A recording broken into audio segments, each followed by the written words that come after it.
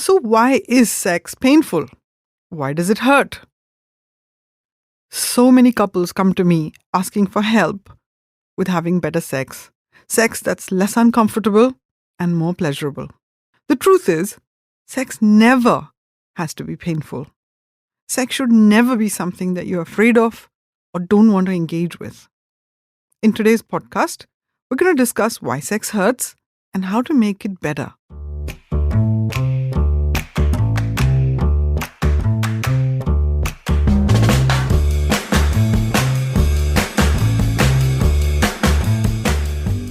Hi, I'm Dr. Neelima Deshpande. I'm a gynecologist with 3 decades of international experience in women's healthcare.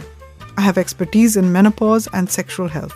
And you're listening to V for Vagina, the podcast that dispels myths and misunderstandings about the vagina and empowers women to talk about their sexual needs, preferences, to improve their sexual well-being and vitality. The couple sitting in front of me were dejected, unhappy, and didn't even want to look at each other. As I questioned them, it appeared that their first attempt at having intercourse was riddled with anxiety and pressure. Neither of them was really good at getting aroused. When they did attempt it, it was so painful and uncomfortable, they just stopped. That was over 6 months ago. Since then, they'd had a fighting match about who was responsible for this sex being so painful. She blamed her husband for not getting a proper erection, not penetrating, because his erection wasn't hard enough. He was saying, "Oh my God, it just feels like I've hit a wall. I don't know what to do after that. I'm so anxious." And the look on her face, it just puts me off. And she described her body when he was attempting to enter her. The body was rigid, the thighs were tight. She clenched her teeth and screwed up her eyes. I made this awful face. No wonder he lost it. The trouble is, when sex becomes work, pleasure takes a hike. Yeah, you can have a baby. It's not great fun, is it? I've talked before about how the vagina is an accommodator. The penis, however erect it may be, however strong the erection, if the muscles at the entrance of the vagina are tight and rigid, no amount of great erection is going to solve that problem. If there's a huge amount of fear and anxiety, you won't have arousal. If you don't have arousal, you're not going to have lubrication. Lack of lubrication is one of the primary causes of why sex can become painful. So why does sex hurt? And why do so many people tolerate painful sex? Just recently, I had a couple who said that they've always had painful sex. In fact, sex has been so uncomfortable that they've reduced the frequency to once in every 2 or 3 months. Guess what?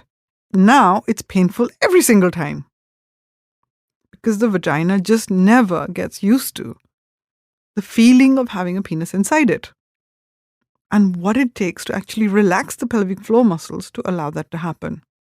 One of the commonest causes for painful intercourse or unconsummated marriage because of pain is a condition called vaginismus, where the pelvic floor muscles have an involuntary contraction to stop penetration from happening. Not just penetration by the penis, by the way. Women who have this condition called vaginismus may never have been able to use tampons or insert a finger inside, and recently, with the popularity of the menstrual cup, may find themselves in despair because they cannot even imagine using a menstrual cup. Girls with vaginismus can often feel really left out. Huge amount of self-doubt and concern about something being wrong with them can hamper their ability to actually enter a sexual relationship and feel good about their bodies. This inability to explore their own bodies can have other consequences too. Remember, it's not always the doctor's responsibility to examine the woman. Sometimes, as a process of normal growing up, girls and women do check themselves with their fingers. And something I encourage, definitely with a mirror. I've had several clients over the years who've had either got a septum or a blind pouch where the vagina should be. So the partner or husband's feeling that they're hitting a wall isn't entirely false. It's not just the muscles. There's actually something there that's stopping them from entering the vagina. Needless to say, any kind of force with sex is painful.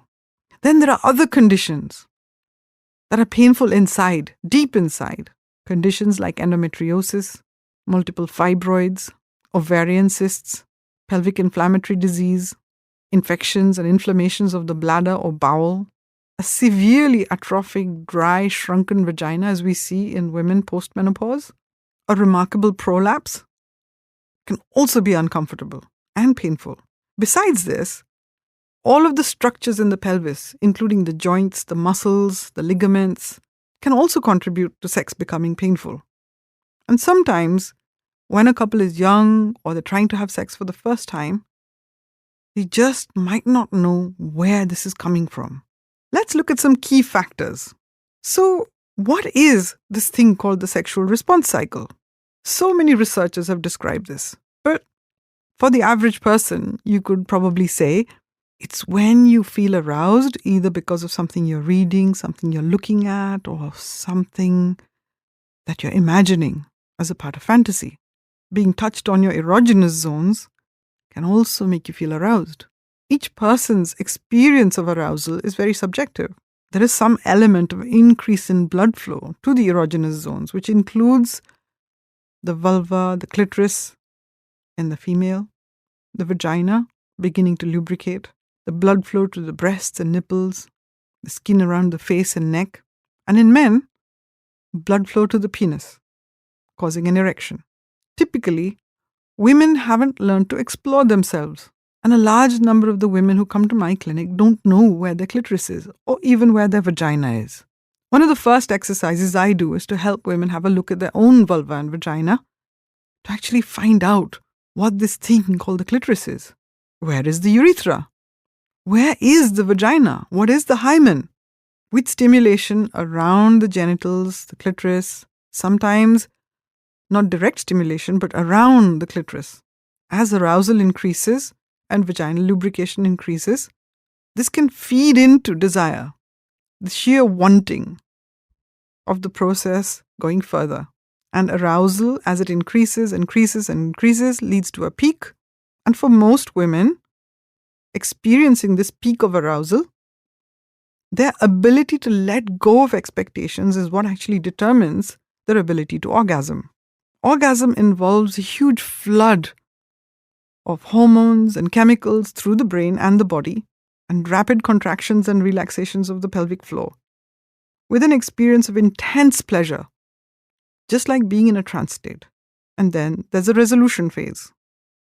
For men, the orgasm actually involves a cerebral experience of deep pleasure as well as a physical experience of ejaculation. Most men will probably describe their orgasm and ejaculation happening together. But it doesn't have to be. Because orgasm actually happens in the brain, you can experience multiple cycles of pleasure and delay ejaculation. Then there's resolution, a deep sense of relaxation as the blood flow gets restored to normal, the contractions of the pelvic floor relax, the muscles of the body relax, and in men, the erection subsides. So many things can hamper each one of these processes, leading to pain. Not being aroused, not being lubricated is one of the most important reasons why women suffer pain.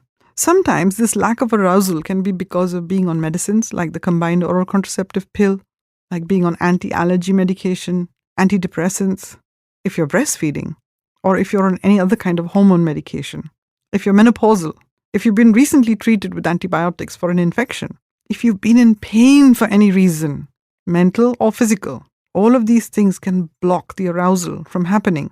In fact, from all the clients I see, pain, fear, and anger are some of the biggest blocks to getting aroused. I had a client just recently. She was still hung up on all of the complications that happened at her wedding. She loves her partner, but every time she sees him, she can't get out of her head what happened at the wedding ceremony, how people behaved with her, how she was treated, financial worries, career problems, feeling humiliated, uncomfortable. All these memories come flooding back to her when she looks at him, and arousal goes for a toss. No wonder sex is painful. And then this pain gets layered on top of the psychological pain making sex an uncomfortable, unwelcome intrusion into her otherwise normal life. Another lady who came to me, unfortunately, saw her mother suffer with breast cancer and eventually die of the complications of all the surgery, chemotherapy, and radiotherapy. It was a miserable 2 months. She'd been coerced into getting married just so that her mother could see her happily married off before she died. When she came to me, she was in deep depression. She was angry, not just with her mother, but with the entire medical establishment that gave her mother the treatment that caused so much suffering. The whole experience of marriage, of having sex, of having to leave her mother to go on a pretend honeymoon, everything caused her to plunge into this deep depression. And of course, when she tried to have sex with her husband, she couldn't feel anything other than pain. And the pain wasn't physical, it was psychological. But it manifested as lack of arousal and zero lubrication. And unlike you, who has the opportunity to actually find out what to do with the dry vagina, she didn't. She didn't even try using a lubricant. We know from studies of women going through menopause that having orgasms can be an amazing gift to help balance some of the hormonal irregularities at menopause. And certainly, becoming orgasmic can make a big difference to how well the vagina lubricates, even though it may not be exactly the same as it was when they were younger. It's just the sensation inside the vagina is different when it's accompanied by being orgasmic. There are some other causes of painful intercourse that don't get the attention they need. And sometimes the diagnosis is delayed so long that a woman and a man's life can get totally disrupted by the pain until they can find a solution for it. One such important condition is endometriosis. And for that, I want to tell you the story of a young girl who came to see me at 26 years of age. When I spoke to her, she gave a history of having the most painful periods right from the time she first began having periods. She also gave a history of passing blood in her urine every now and again. More often than not, her GP thought it was a urinary infection and treated her with antibiotics. She'd been married a couple of years and was trying for a baby. Sex was incredibly painful, and she noticed that it was excruciating in some particular positions. Many times, leading up to her period, even passing urine and stools became incredibly painful. This lady ended up with the diagnosis of endometriosis. And endometriosis is a very painful condition where the lining of the womb gets deposited outside the womb in places where it shouldn't be. It can often collect around the eggs, behind the uterus, near the bladder and the bowel. Severe painful periods, heavy periods, infertility, and painful sex are the markers of this condition. And we know from research it can take up to 7 years before it's diagnosed. I've talked about endometriosis before and how it can be reversed with certain very important lifestyle changes, including an improvement in nutrition and movement. It's been called a disease of affluence, although that's not necessarily true. We do see endometriosis in women who are malnourished and maybe who rely a lot on processed food. Pelvic inflammatory disease is a condition caused by infections, mostly sexually transmitted infections, although infections like tuberculosis can also be a part of this complex. The entire area of the genitals, including the vulva, the vagina, the cervix, the uterus, the tubes and ovaries, and the peritoneum around the ovaries, can get inflamed, and sex can become painful. This painful sex then stops the arousal process and can hamper desire as well. In men, infections of the penis, the testes, the epididymis, the prostate glands can also manifest as pain. Some rarer causes of painful sex can be bladder issues, particularly in women, a condition called interstitial cystitis, where the bladder is shrunken, painful, uncomfortable, and intercourse with a condition like this can be really painful. Certain infections like herpes on the vulva can set a precedence for pain, change in sensations and discomfort, even long after all the vesicles have healed. If you're somebody who's suffering with pain with intercourse or attempted intercourse, it's best not to waste time. Don't practice having bad sex or a poor quality of sex. The longer you leave it, you just practice not having good sex. See your doctor or book an appointment to get examined and assessed in time.